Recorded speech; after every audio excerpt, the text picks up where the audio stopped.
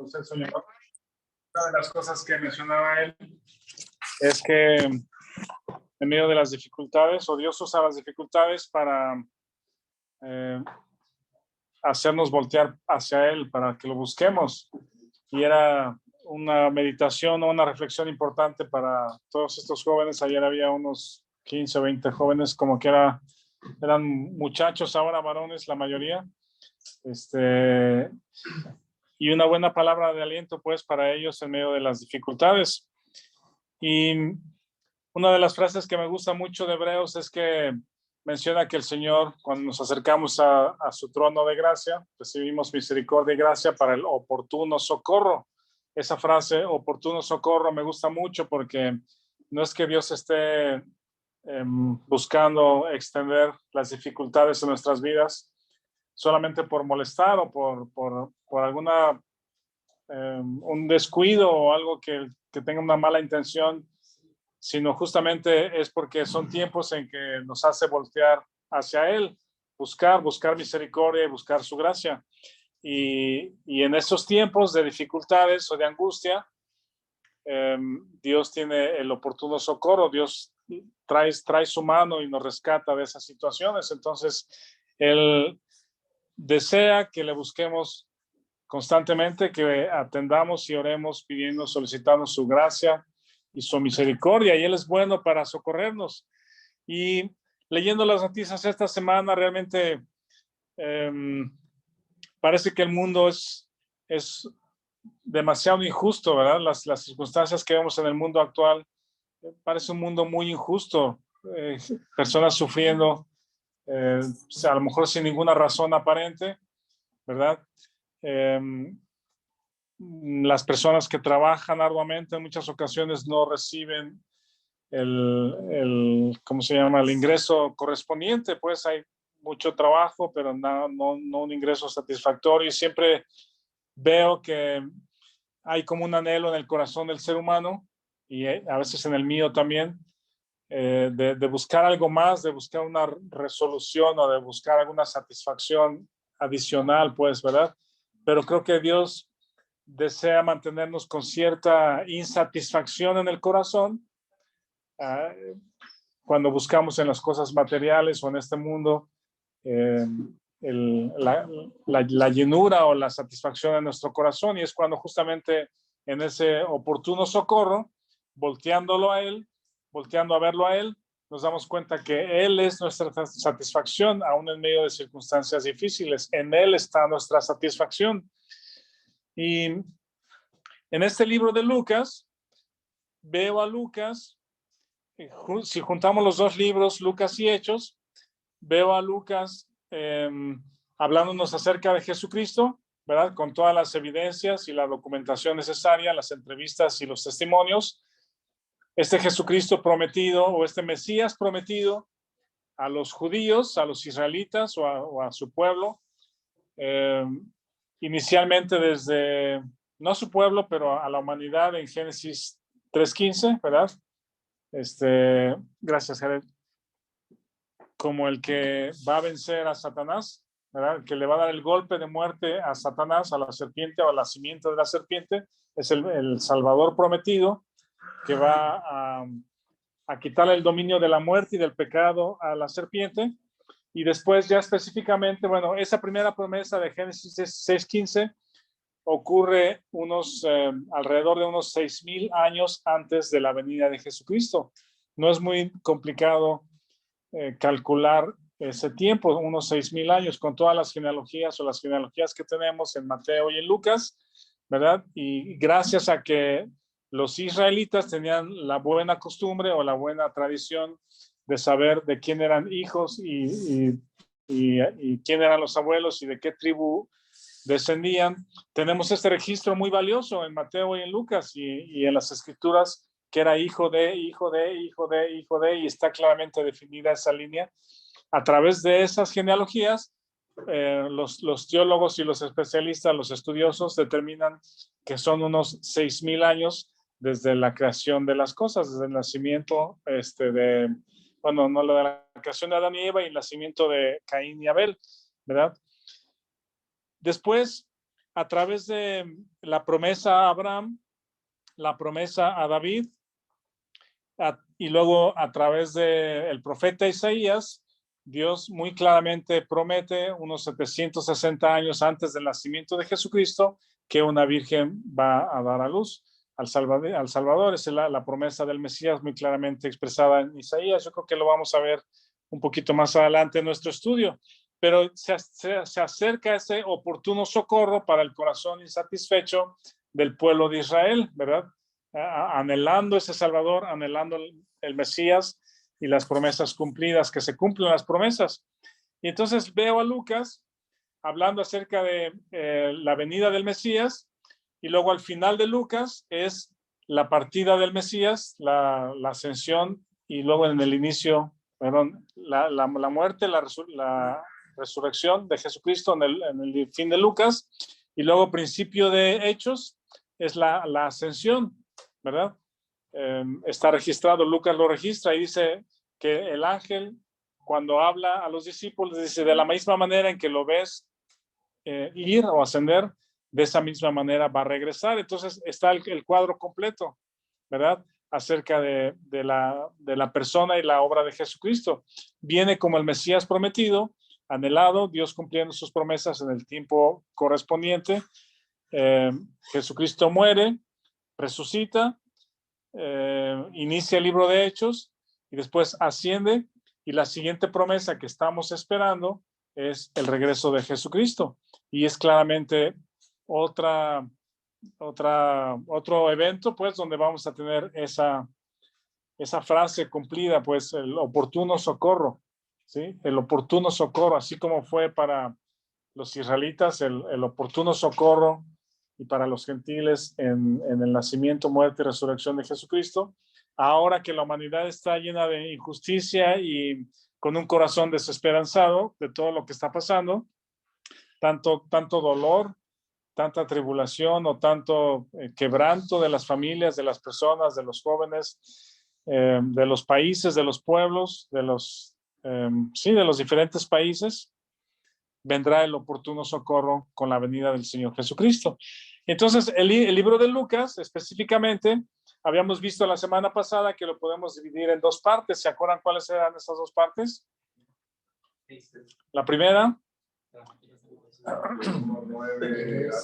Lo relativo a la identidad. La primera parte de Lucas es lo relativo a la identidad de esta persona, de este Jesús, ¿verdad? Lucas define y detalla desde su origen, cómo es que nace, quiénes son sus padres, relativo a su familia, el contexto tanto geográfico como histórico, qué se dice de él, qué dice la gente acerca de él, quién le escucha, quién lo rechaza, qué dice él. De eso habla esos primeros capítulos del libro de Lucas, de la identidad, quién es, qué dice, de dónde viene, cuál es su origen. Y la segunda parte, a partir del 9:51 que leímos la semana pasada, es ahora pone sus ojos en Jerusalén, ¿verdad? Que era el cumplimiento de su propósito. El propósito de su vida es ir a Jerusalén a morir. Entonces el 9:51 pone su vista en Jerusalén, y entonces de eso relata esa segunda parte, lo que sucede camino a Jerusalén y su muerte y resurrección. Les iba a poner un mapa, pero luego se los mando, acerca de los lugares que según Lucas, o más bien los lugares que más Lucas registra. ¿Se acuerdan dónde fue que está registrado el primer milagro del Señor Jesús? ¿En qué ciudad? En las bodas de Caná, cuando en Caná, cuando convierte el agua en vino, ¿verdad? Caná es una ciudad un poco al norte, pero Lucas no lo registra. Hay cosas o lugares que Lucas no registra. Parece que su enfoque está más en el ministerio en Galilea, que es la parte del norte, y luego en Jerusalén, que es en el sur, en Judea. Y algo que quiero resaltar esta mañana es acerca de los personajes, de los nombres. Si ustedes leen otra vez Lucas 1, 2 y 3, los que les gusta estudiar, pueden tener una hoja aparte y subrayar todos los nombres que aparecen. ¿Qué personajes, qué personas aparecen? ¿Cuáles nombres? ¿Verdad? Entonces, yo los separé por cuatro columnas. La primera, que no son personajes de la historia, pero es Lucas el escritor, con todo este contexto que ya indicamos de su mente, su capacidad, su diligencia para recabar toda esta información y verificar que es verdadera a través de los testimonios. Lucas y luego Teófilo, ¿verdad? Lucas escribe y Teófilo recibe el libro, la carta, ¿verdad? Estos dos personajes son los iniciales. Y luego, en el contexto histórico, van a identificar uno a Herodes, que es Herodes I o Herodes el Grande, que también ya les mandé por ahí el gráfico, que es como la cabeza de la dinastía herodiana, ¿verdad? Que se desprende en diferentes ramas y por lo menos abarca 4 generaciones en la historia bíblica hasta cuando Pablo predica también al bisnieto de este Herodes I, a Agripa II, ¿verdad? Entonces, 2 personajes, Herodes I, que es el constructor y al que se le atribuye la restauración, no la restauración, sino la extensión del templo, se le llamó el templo de Herodes, ese es el primero, y el segundo es Augusto César, que es el emperador romano. En ese tiempo, mientras Herodes es rey de Judea, Augusto César es el emperador romano. Esto es interesante porque nos da el contexto histórico, pone la historia de Lucas en un contexto real de historia, ¿verdad? No es una historia ahí fantasiosa perdida en medio de nada que no se sabe en dónde está ubicada en el tiempo ni en la historia, sino está claramente ubicada en un tiempo histórico, ¿verdad? Esas son las 2 columnas que puse primero, Lucas, Teófilo, el segundo es Herodes y Augusto César, como los principales dentro del Imperio Romano, ¿verdad? Referidos ahí en la historia. Luego mi tercera columna fue esta. Los personajes, ven esta lista de personajes. Zacarías y Elizabeth, ¿verdad? ¿Qué piensan respecto a Zacarías o Elizabeth? ¿O qué dice la Biblia respecto a ellos? ¿Qué es un matrimonio? Piadoso, justo, eran justos de acuerdo a la ley o justificados por la sangre, por el sacrificio que los justificaba, ¿sí? ¿Alguna otra cosa en lo personal? Eran ancianos. Ajá. Otra cosa. Eran parientes de María, ¿no? El pero.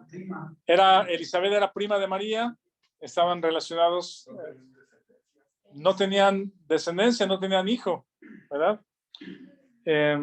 Zacarías y Elizabeth se me hacen como una pareja de ancianos, no los puedo llamar abuelitos porque no tenían hijos, pero piadosos, pues, los abuelitos que quieres tener en casa. ¿Vale? Como si ya se hubieran ido los hijos, estaban solos, un matrimonio aparentemente solos, podemos decir, pero sacerdote, y en su función como sacerdote, Zacarías le tocó la suerte de estas diferentes clases, eran 24 clases, ¿sí? De ofrecer sacrificio esos 8 días, ofrecer el servicio en el templo esos 8 días, ¿sí? Creo que esos 8 días en la vida de Zacarías no solamente son como que muy significativos y únicos, pero es algo que es muy esperado, tantos sacerdotes de las diferentes clases esperando su turno, ¿sí? No era algo que hacían semanalmente, sino, no estoy seguro, no leí esa parte, no investigué esa parte de cada cuándo esperaban ese turno, ¿no? Para poder servir en el templo. Y le toca el turno y resulta que Zacarías es un personaje muy importante en la historia del nacimiento de Jesucristo. Ahorita vamos a ver un par de cosas de él, pero es este matrimonio, vamos a llamarle un matrimonio de ancianos. Hoy la sociedad les diría adultos mayores, ¿verdad? Y tendrían a lo mejor el apoyo del gobierno, su pensión mensual y descuentos en sus credenciales, con su credencial del INSEN en autobuses, etcétera. Bueno, luego, realmente ese segmento de la población en nuestros días es muy menospreciado. Sí, es muy menospreciado. Ya no entran en la categoría de, en cuanto a la economía, ¿cómo le llaman a esa categoría? De productivamente activo o económicamente activo, ¿verdad? Ya no entran en esa categoría, ¿sí me explico?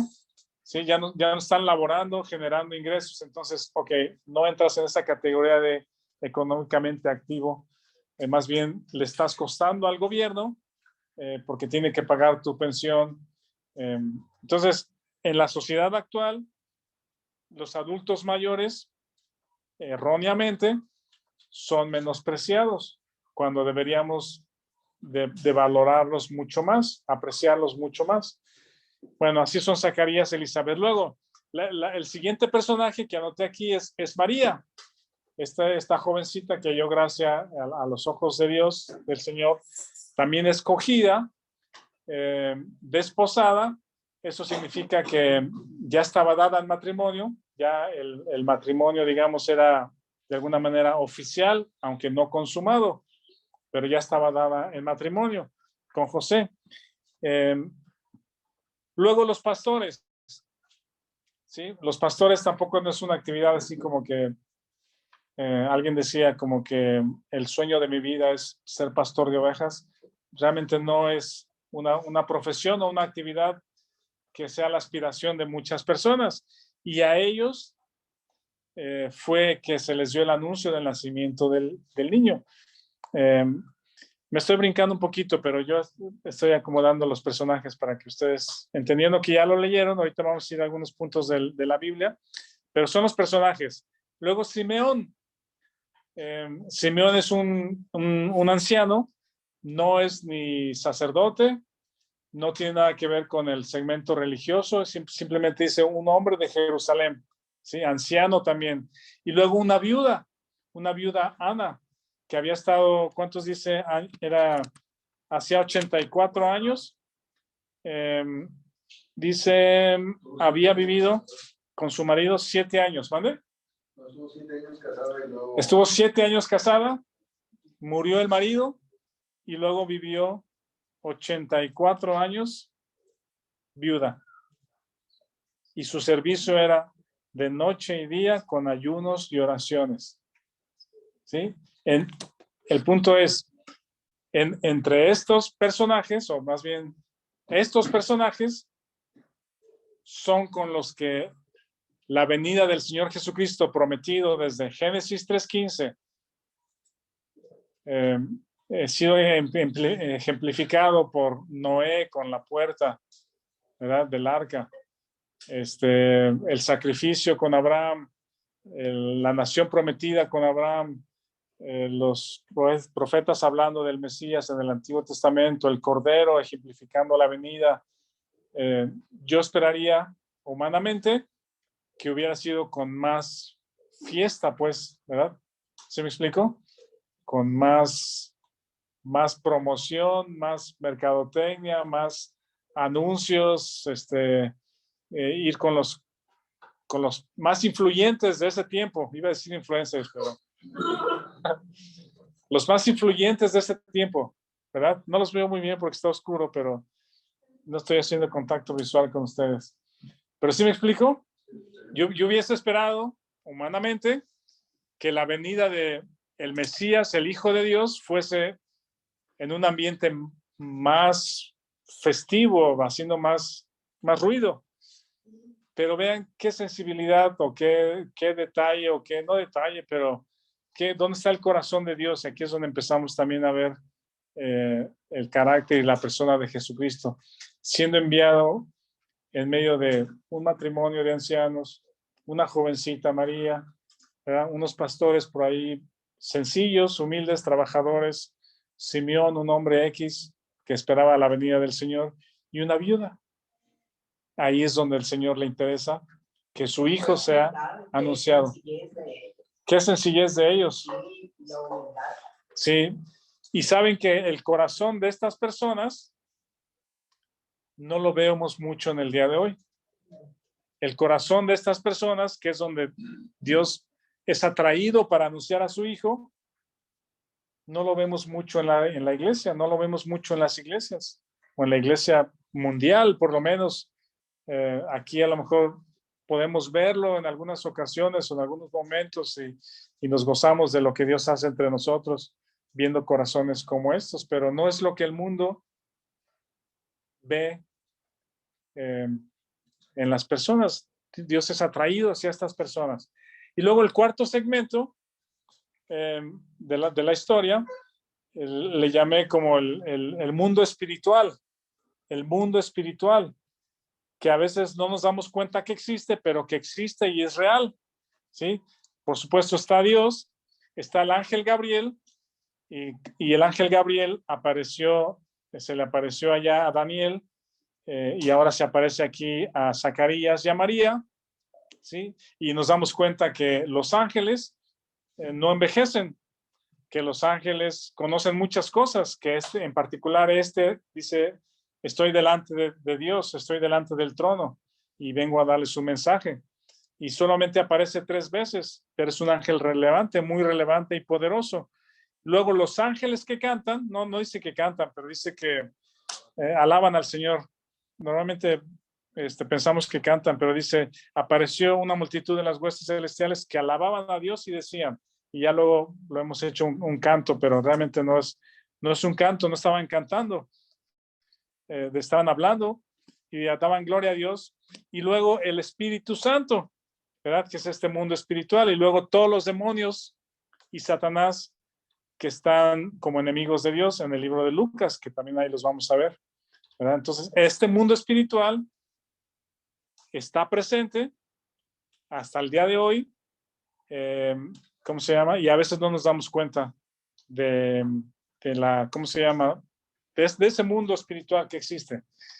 Y miren, voy avanzando. ¿Cuánto tiempo me dejó Marcos? Muy bien.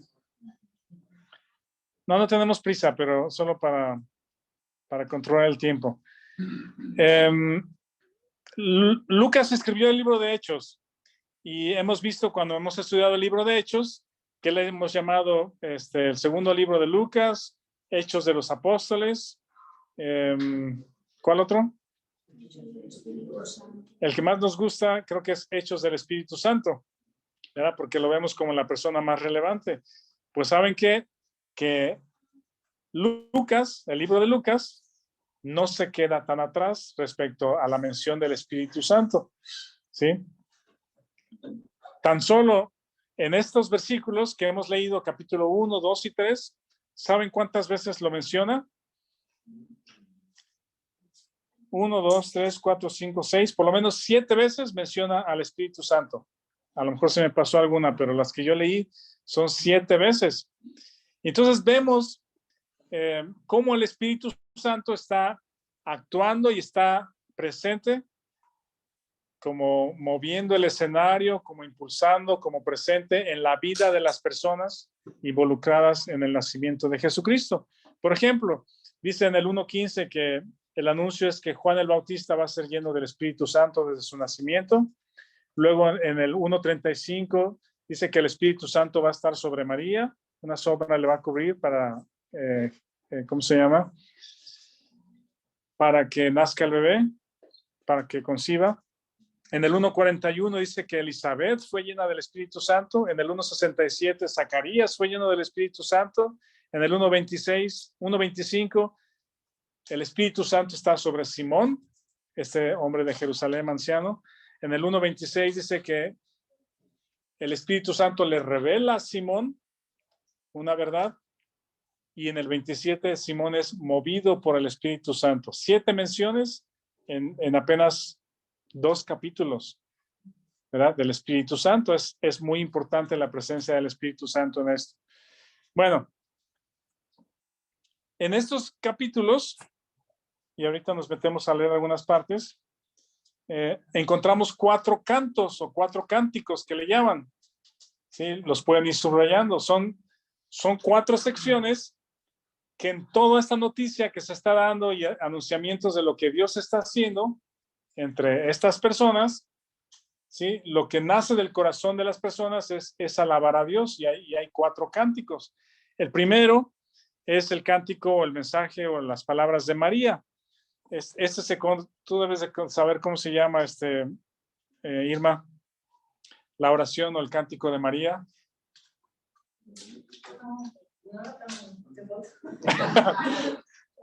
No conocía muy bien su religión, dice Irma. Se llama el Magnificat, ¿sí? Así se le llama porque en el latín Magnificat significa alaba mi alma al Señor, y esa oración de María se conoce como el Magnificat en latín. Esa es la primera oración. Se cantaban 2 canciones siempre. Esa la de María y la de María. El Ave María típico también muy conocido. Luego la segunda es las palabras de Zacarías, que también es un canto, ahorita lo vamos a leer.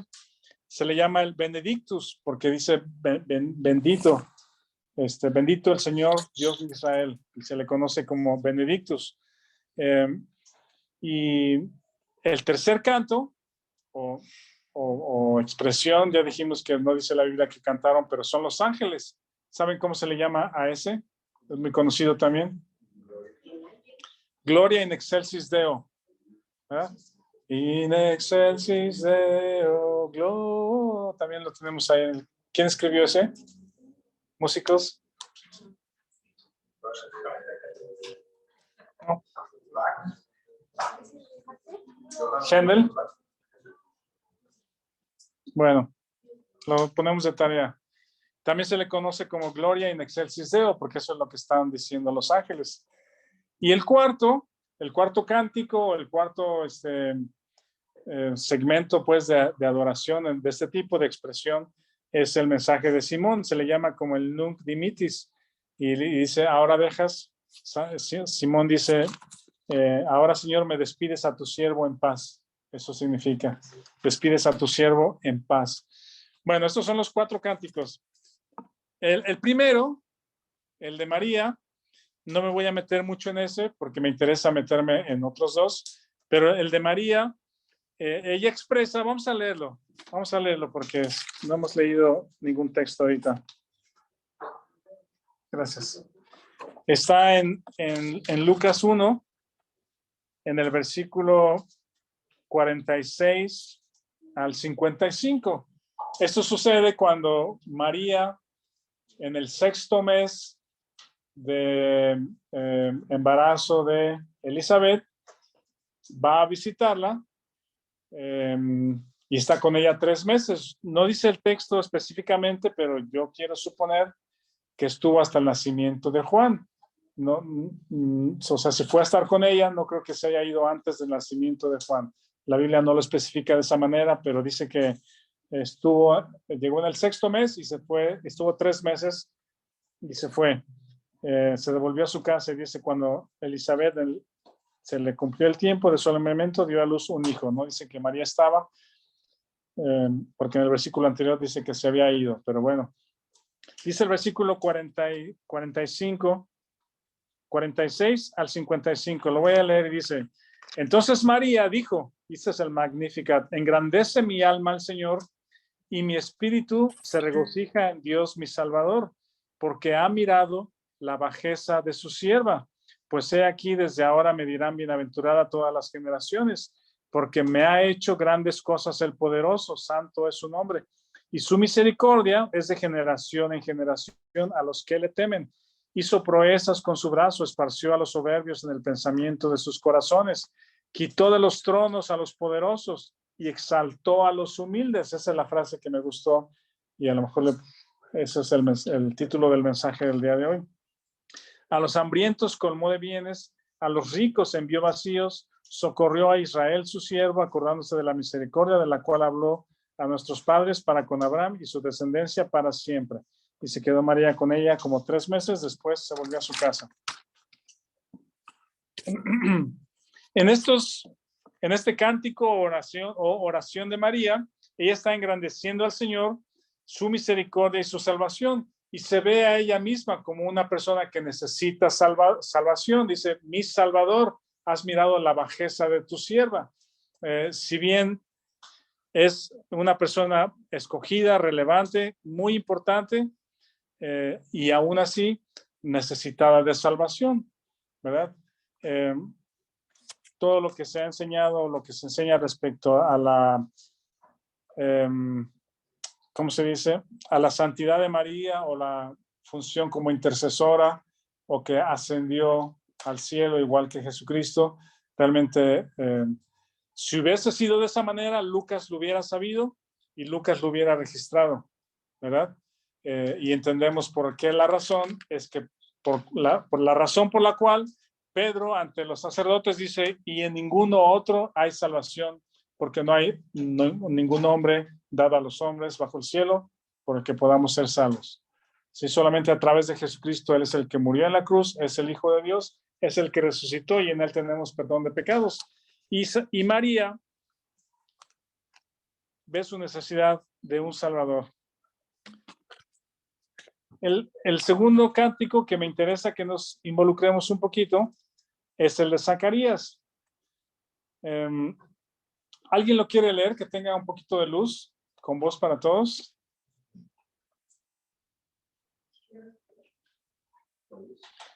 Tendría que leer Lucas 1, del 67 al 79. Pero antes de que lo leas, déjame decir esto. Cuando nace el bebé, cuando nace Juan, típico de las vecinas, igual que Ruth, ¿verdad? ¿Se acuerdan que Ruth cuando nació, las vecinas le pusieron nombre Obed? ¿Sí se acuerdan al niño? Y parece que aquí, no sé si era alguna tradición de que estaban ahí y ya le estaban llamando Zacarías al niño, ¿verdad?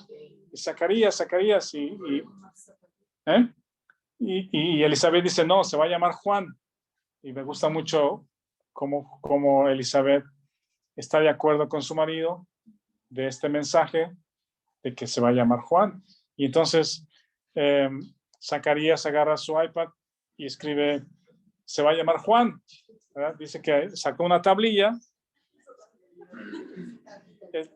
era el prototipo, dice, y pidiendo una tablilla escribió diciendo, Juan es su nombre. ¿Sí? También confirmando en humildad, en ceder su voluntad o su voluntad a lo que el ángel le había anunciado, ¿verdad? Se va a llamar Juan, su nombre es Juan. Y en ese momento que confirmó el mensaje del ángel, su boca se abrió. Y entonces dice esto, ¿lo quieres leer? ¿Quién le iba a leer? ¿Mario? Y Zacarías, su padre, fue lleno del Espíritu Santo y profetizó diciendo, bendito el Señor Dios de Israel, que ha visitado y redimido a su pueblo, y nos levantó un poderoso Salvador en la casa de David, su siervo, como habló por boca de sus santos profetas que fueron desde el principio, salvación de nuestros enemigos y de la mano de todos los que nos aborrecieron, para hacer misericordia con nuestros padres y acordarse de su santo pacto, del juramento que hizo Abraham, nuestro padre, que nos había de conceder, que librados de nuestros enemigos, sin temor, le serviríamos en santidad y en justicia delante de él todos nuestros días. Y tú, niño, profeta del Altísimo, serás llamado, porque irás delante de la presencia del Señor para preparar sus caminos, para dar conocimiento de salvación a su pueblo, para perdón de sus pecados, por la entrañable misericordia de nuestro Dios, con que nos visitó desde lo alto la aurora, para dar luz a los que habitan en tinieblas y en sombra de muerte, para encaminar nuestros pies por camino de paz. Y el niño crecía y se fortalecía en espíritu, y estuvo en lugares desiertos hasta el día de su manifestación a Israel. Ajá, muchas gracias. Estas palabras, Zacarías reúne dos oficios en una persona. El primero era el oficio de sacerdote, ¿verdad? Que ya vimos que por esa razón entró a servir al templo. Y en este momento estás ejerciendo el segundo oficio, que es profeta. Está bendiciendo a Dios, pero también no es una bendición para su hijo, pero está dando una anticipación de lo que su hijo viene a hacer, ¿verdad? Juan como un enviado de Dios, como profeta. Y ahora, el punto es este. Toda esta oración o bendición de Zacarías, y lo pueden anotar por ahí, tiene que ver exclusivamente con Israel. ¿Sí? Piensen en eso. Toda la referencia de esta oración de Zacarías es exclusivo para Israel. Eso nos da luz para poder leer el resto del libro y para poder entender el ministerio de Juan.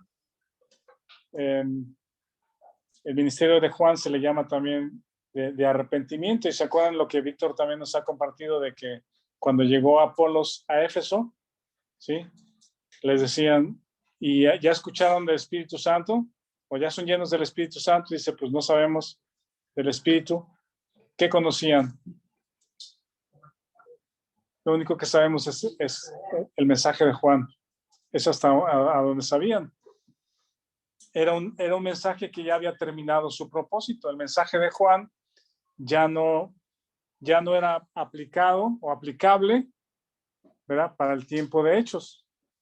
Es decir, tuvo su fin el mensaje de Juan de arrepentimiento a Israel nada más, y terminó y dio la estafeta o preparó el camino para el mensaje de Jesucristo, ¿sí? O la venida de Jesucristo como Salvador. No podemos predicar hoy. Si bien podemos hablar acerca del arrepentimiento, de la necesidad de cambiar de corazón, pero lo que Juan predica es exclusivamente para Israel. Vean su texto de la profecía de Zacarías. Yo anoté 1, 2, 3, 4, 5, 6, 7, 8, 9. Por lo menos 9 menciones así directas y claras a Israel, ¿sí? No habla de las naciones, no habla de los griegos, ¿sí? No habla de otros pueblos, sino es como que un mensaje exclusivo para los israelitas. Por ejemplo, en el 68 dice, pues, bendito el Señor, el Dios de Israel, ¿verdad? En el 68 dice, ha redimido a su pueblo, no a los pueblos. Levantó un Salvador en la casa de David. Era algo como no solamente patriótico, sino esperando el descendiente, el trono, o que venía del trono de David, de la casa de David. Y luego el 70 habla de santos profetas, que también eran exclusivos de parte de Dios para el pueblo. Luego dice, en el 72 dice, nuestros padres, acordarse de su santo pacto, ¿sí? El pacto de Abraham. Luego el 73 dice, menciona el juramento que hizo Abraham, nuestro padre.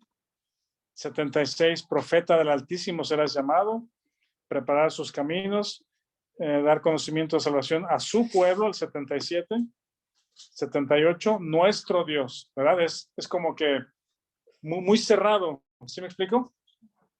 Sí, no es a las naciones y predicar el evangelio a toda criatura, sino es, Juan viene a hablar a los nuestros. Sí, toda la explicación o toda la oración, quiero decir, está muy cerrada, centrado en Israel. No sé si me doy a entender, ¿sí? Quiero hacer un paréntesis aquí rápido antes de irme al mensaje de Simeón, y con ese terminamos.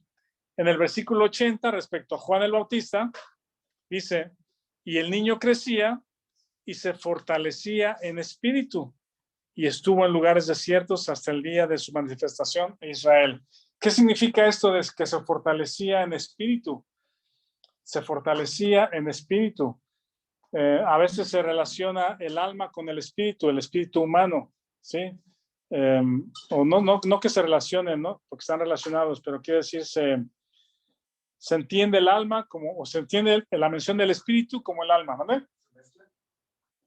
No sé si se mezclan, pero cuando he visto menciones como estas, hablando del espíritu, está hablando del alma o del ánimo, del buen ánimo, del espíritu de la persona, ¿sí? Porque espiritualmente encontramos que el hombre sin Cristo está espiritualmente muerto y no tiene relación con Dios, pero el hombre sigue teniendo su alma tiene un entusiasmo, ¿cómo podemos decir? No quiero decir energía para que no nos confundamos, pero ¿eh? Tiene un foie interno. Y creo que a eso se refiere, es decir, miren, déjenme tratar de explicarlo y ver si le damos una definición. El ministerio de Juan era tan importante por el tipo de predicación. Dios tenía 400 años que no había hablado a su pueblo y ahora lo hace a través de Juan. Y Juan tiene que estar, déjenme decirlo, mentalmente preparado y en espíritu preparado con su propósito. Y creo que a eso se refiere. Encontrar el propósito, el sentido de tu vida. Piensen en una persona que está encarcelada, ¿sí? Una persona que por alguna razón justa o injusta está en la cárcel, su espíritu se decae, ¿sí? Hay muchas personas que después de haber cometido crímenes o estar haciendo cosas horrendas, entran a la cárcel, su espíritu se decae y después confiesan todo lo que hicieron, ¿verdad? Dan información que antes nunca habían dado y se encuentran ¿cómo se llama? Las razones de sus crímenes, de lo que han hecho, ¿sí? Pero cuando hay un espíritu fuerte en el sentido correcto, es una persona que está llena del Señor, en el caso de los creyentes, convencido de nuestro propósito, ¿sí? Convencido de quiénes somos, de nuestra identidad, y eso nos da razón para vivir, razón para, déjenme también decir, automotivarte de alguna manera, ¿sí? Tal vez no está correcta esa frase, automotivarte, pero eres una persona que no necesitas motivación externa. Dios es el que nos alienta y nos motiva. Hay personas que tienen una automotivación, y repito, a lo mejor entre comillas es esta frase, muy fuerte, ¿sí? Porque tienen un propósito en su vida. Saben que haciendo las cosas diarias, todos los días, bien hechas, les va a llevar a un lugar. Una persona que no tiene meta ni propósito, ¿sí? Cualquier circunstancia les quita la motivación, ya ni siquiera queremos levantarnos de la cama, si el día está oscuro ya no sé qué hacer, ya no tengo propósito, ya no tengo meta, ¿verdad? ¿Sí me doy a entender? ¿Les transmití el mensaje? A ver, Vic. O sea, cuando dices que el espíritu se decae, es que el ánimo se decae, ¿no? Yo creo que sí, un poco. En ese sentido, el ánimo es más claro porque ánimo es la palabra alma. Pues. Del alma, sí. Entonces, lo que estás diciendo es que aquí donde menciona que su espíritu se fortalecía, más bien es que su alma se fortalecía. Yo creo que el Espíritu Santo en su vida le hacía estar convencido del propósito de su vida. Es decir, es que miren, Juan dice, él estaba en lugares desiertos. No necesitaba de alguien, de un grupo, no necesitaba de un grupo de autoayuda, sino el Espíritu Santo le fortalecía y estaba convencido de su misión. Por eso yo entiendo que su espíritu se fortalecía porque en su relación con Dios, en su comunión con Dios, en su misión, estaba listo para enfrentar las adversidades y predicar con poder su mensaje. Sí. Ahí en el material de Conociendo a Dios habla de un tiro al blanco. Ajá. Donde en el centro está lo que creemos, lo que valoramos, que es la vida de Dios, o bueno, las personas generalmente. Está en el centro lo que valoramos, lo que creemos, y después pone en las emociones, intelecto, voluntad y emociones, y después ya el cómo interactuamos con el mundo, pues. Sí. Lo que va de dentro afuera. Entonces, lo que entendería es que ese círculo del alma estaba bien fundamentado con el centro, o sea, que Dios estaba en el centro de la yo creo que sí. Por lo cual su vida era sólida. Sí. No vivían en el impulso del alma por sí, de sí mismo, sino impulsado o fortalecido por el Espíritu de Dios en su vida, su espíritu se fortalecía y yo creo que evidentemente se manifestaba en su alma, en su ánimo y en lo que hacía y en lo que pensaba. Era una persona de mente fuerte, yo creo, de ánimo en lo alto, y una voluntad también decidida por la influencia del Espíritu. Sí. A los padres de Juan les fue dicho el propósito de la vida de él. Sí. Y y les dijo la forma que él iba a ser nazareo, pues, ¿verdad? O sea, el niño iba a ser un nazareo. Sí, Entonces, él ya estaba separado para Dios, con un propósito para Dios. Y también habla de que Juan era lleno del Espíritu. sí, Y también habla de que desde que Isabel, la mamá de él, cuando vio al Señor, o sea, el bebé, o sea, Juan en el vientre, fue lleno del Espíritu desde su vientre, fue lo que le dijo. que reconoció, digo, siendo un embrión, o sea, él reconoció la presencia de su Salvador, Sí, estando en el vientre de María. sí, Entonces, creo que él era un hombre que estaba guiado completamente por el Espíritu. Pues, sí. entonces, creo que en su persona, en su humanidad, a nivel del alma, él estaba, no sé si es la palabra correcta, como empatando lo que el Espíritu estaba. Sí, estaba dominado por el Espíritu. Miren, el mensaje es este. Cuando nuestros hijos están pequeños, esto me parece una mención muy importante porque necesitamos animarlos y alentarlos para que tengan un espíritu fuerte, ¿sí? Fortalecidos por el Señor.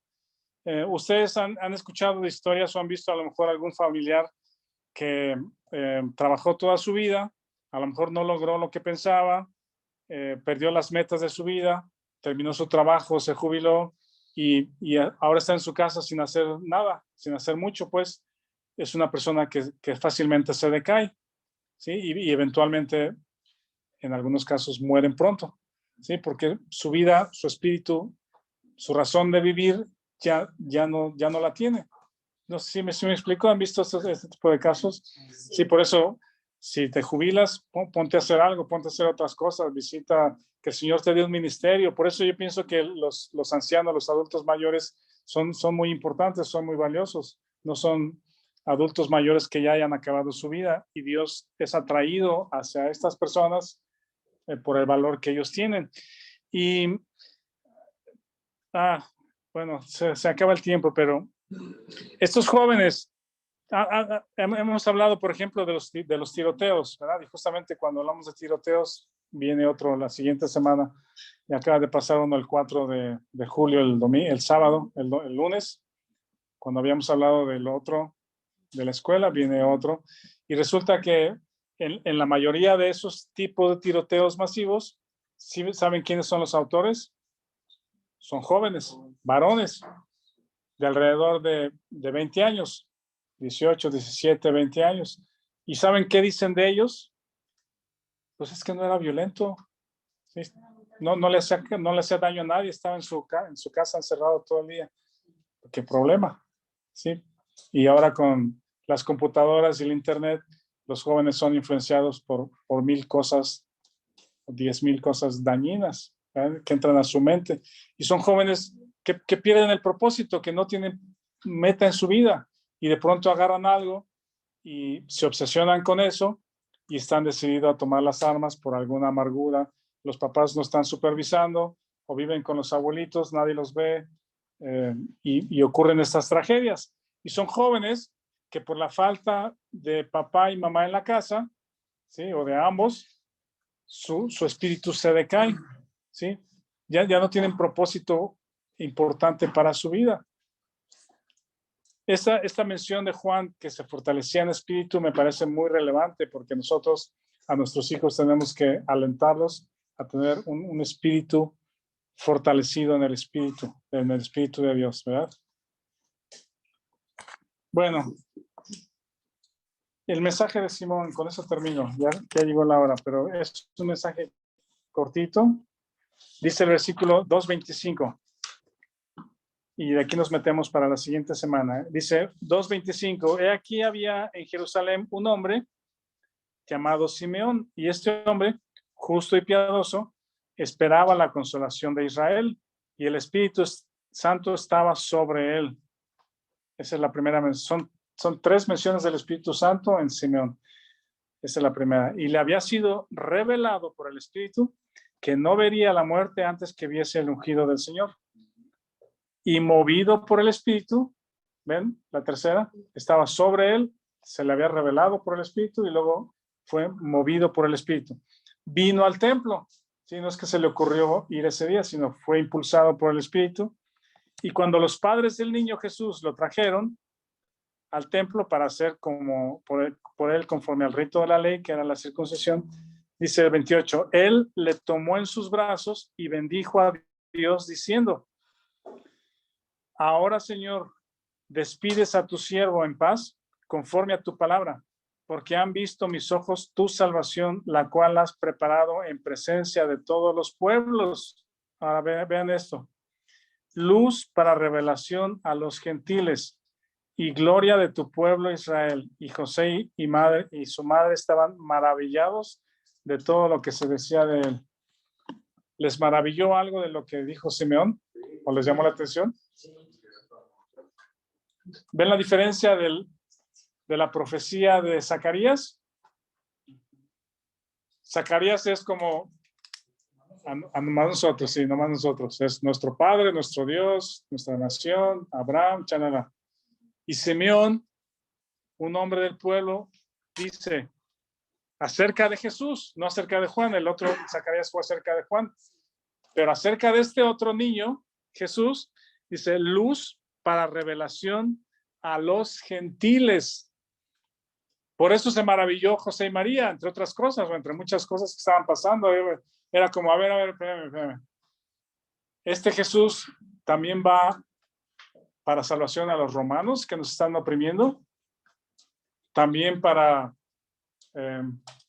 Herodes, para Augusto César. A ver, y las demás naciones que nos molestan o con los que tenemos problema, y Siria y los demás, ¿también es para ellos? ¿Ven lo sorprendente de esta declaración de Simeón? No los veo, está muy oscuro. Oh, yeah. Y gloria a tu pueblo Israel. Las palabras de Simeón, este anciano que estaba esperando la venida de Jesucristo, o Dios usa a este anciano que estaba esperando la venida del niño y no murió hasta que vino. ¿Sí? Está proyectando el ministerio y el nacimiento de la iglesia. ¿Sí? Efesios 2 y 3, que de ambos pueblos hizo uno, un cuerpo, un edificio, un pueblo nuevo. Pues ya lo estaba proyectando Simeón. Y eso, también lo que dice Simeón nos va a trazar la línea para poder leer y entender más o mejor el libro de Lucas. Bueno, gracias, sí. ¿Puedo comentar 2 notas que tengo para Sí. Que en esos 2 capítulos, para que Dios se relacionara con una persona, dice, y el Espíritu Santo estaba sobre fue lleno del Espíritu Santo, así, pero con María no. Con María, justamente lo que platicamos, dice primero en el versículo 29, dice que el 27, que María desposada de José, de la casa de David, en nombre de la Virgen María. Y entrando el ángel donde ella estaba, dijo, salve, muy favorecida, el Señor es contigo, bendita tú entre las mujeres. Mas ella cuando lo vio, se turbó por sus palabras. Ajá. O sea, siempre vemos la segunda parte cuando dice que va a concebir y dice, está bien, pero cuando lo vio sí se asustó, pues, se sorprendió. Se turbó, ¿verdad? Se turbó. O sea, algo la turbó. Sí. Y luego dice en el versículo 35, que es lo que hemos platicado, que respondiendo el ángel le dijo, el Espíritu Santo vendrá sobre ti y el poder del Altísimo te cubrirá con su sombra. Sí. Que es la nota esa de que la sombra, la palabra que usa aquí, es equivalente a la imagen, pues. De Selem. Selem. que también significa sombra, pues, a la de Génesis. De Génesis. Génesis 1:26, pues.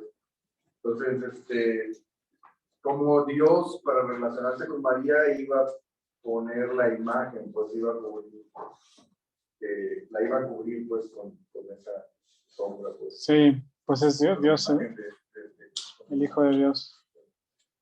Gracias, Vic. Gracias, Marcos. Gracias a todos.